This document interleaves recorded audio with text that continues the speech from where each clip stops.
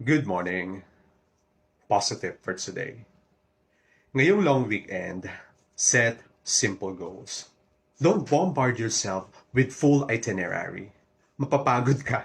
Anong essence ng pagpapahinga ko? Ang dami-dami mo namang iniisip na gusto mong gawin. Just aim for a few meaningful, quality, and key experiences. Just by staying at home, enjoy your room, enjoy your house, makakapag-relax ka na. Very demure. Or just watching TV. Enjoy your favorite food. Order your favorite drink. Very mindful. Or just share good stories with your family. Or lumabas kayo sa malapit na lugar. Very respectful. E di na-enjoy mo yung quality long weekend break.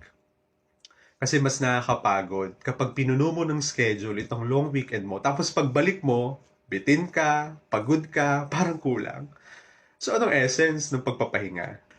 So do not exhaust yourself thinking for an overloading itinerary or huwag kang ma-pressure kung wala kang makwentong bonggang bakasyon sa trabaho o sa school pagbalik mo.